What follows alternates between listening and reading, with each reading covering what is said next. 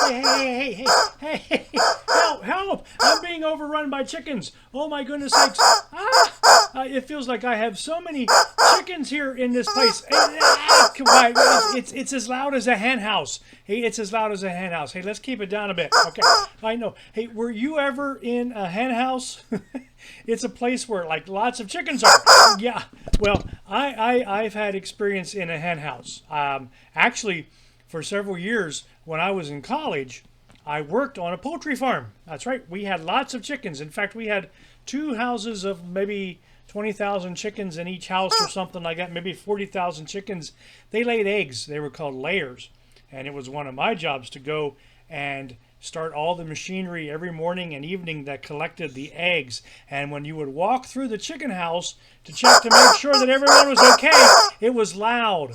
Yeah, so it was loud. It was like being in a hen house. So why do chickens make loud noises? Let me talk.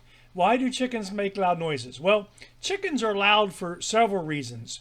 Some breeds of chicken are louder than others, and hens are especially loud just before they lay their eggs because they feel cooped up and they're sometimes upset with their living conditions, and so they become very loud, and they may be loud when they feel threatened. Can you imagine laying an egg? I think I'd make a lot of noise too if I laid an egg. Quiet. How many noises does a chicken make? Well, I know you make enough. Well, some researchers have shown there are at least 24 different sounds chickens make, and maybe as many as 30 different sounds. So if you're in a hen house, can you imagine all the different sounds that are there it's difficult to listen actually because there are so many sounds from all these chickens in the hen house.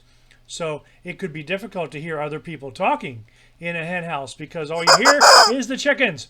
So how do we concentrate on what we should be hearing when there is so much noise around us? For instance, imagine being in a car that was stuck on a railroad track and you couldn't hear the train whistle approaching because the music in the car radio was too loud. Well, I would think that we'd want to turn the car radio down so that we could hear the train whistle, which is much more important than the car radio. So sometimes there are distractions in our lives that keep us from hearing from what is important. It's almost like being in the hen house. So sometimes we need to listen carefully for the important things and not just fill our ears with the things that aren't as important. You know, it's like listening for God. It reminds me of the story of the prophet Elijah, who in 1 Kings 19 was listening for God. You might remember the story. The Lord says, "Go out, stand on the mountain in front of me. I'm going to pass by." And the Lord approached. A powerful wind tore the mountains apart. It broke up the rocks, but the Lord wasn't found in the wind. And after the wind, there was an earthquake, but the Lord wasn't found in the earthquake. And after the earthquake, a fire came, but the Lord wasn't found in the fire. After the fire, there was only a gentle whisper. And when Elijah heard it, he pulled his coat over his face, for he knew he had heard the Lord. Elijah had to ignore the sounds of the earthquake, the wind, and the fire to listen to God's very quiet voice. So sometimes we need to be very careful as we listen for God to hear his voice. Jesus said in John 10, "My sheep listen to my voice. I know them, and they follow me." So as we work at following God, we want to make sure that we're hearing hearing God's voice. Isaiah 30 verse 21 says, "You will hear your teacher's voice behind you," and that's God's voice. "You will hear it whether you turn to the right or to the left, and it will say, 'Here is the path I want you to take, so walk on it.'" But we need to be listening for God's voice. So we want to make sure the distractions of the hen house are not there.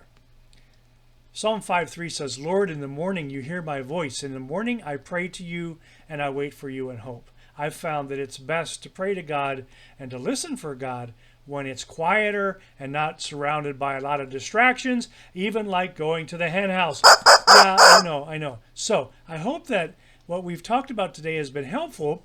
We want to make sure that we're able to avoid some of the distractions would you guys hold still, of life.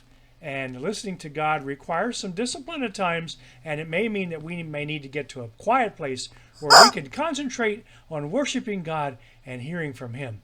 So today, I hope you're not surrounded by all the chickens and all the hens that make all the noise, but rather you are surrounded by joy and filled with peace today. Have a great day.